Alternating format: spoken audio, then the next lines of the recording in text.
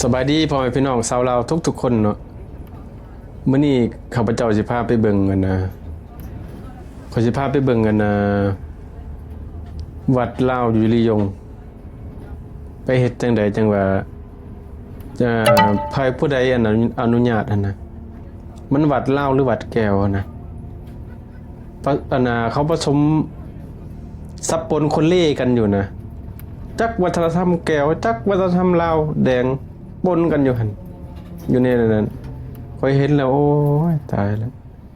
วัดลาวอยู่ลียงอยู่เมืองข้อยนี่นะมันจังบ่มีกาลักแต่บ่มีกาลักแต่ภาษาฝรั่งว่ากาแรคแต่ภาษาอังกฤษว่าคาแรคเตอร์บ่มีคาแรคเตอร์เจ้าของเจ้าของ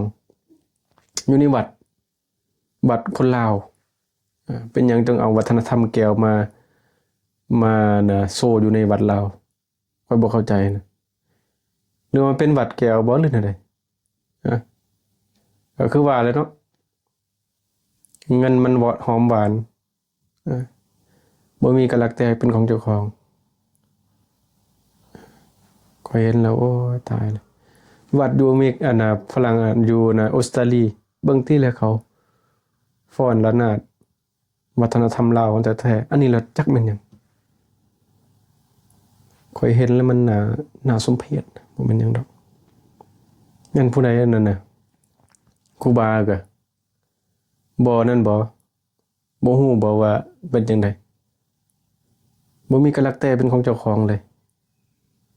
นะบ่มีคาแรคเตอร์เป็นของเจ้าของเลยจังได๋เอาวัฒนธรรมแก้วมาโฆษณาอยู่ในหั่นอยู่ในวัดหั่นอยู่แนวใดมันบ่แม่นวัดลาวบ่หรือแนวใด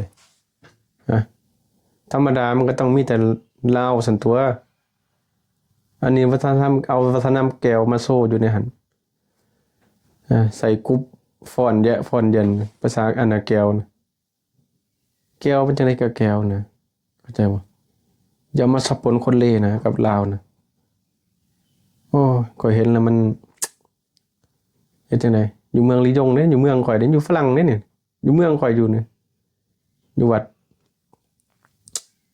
ไปเบิ่งนำกันพี่น้อง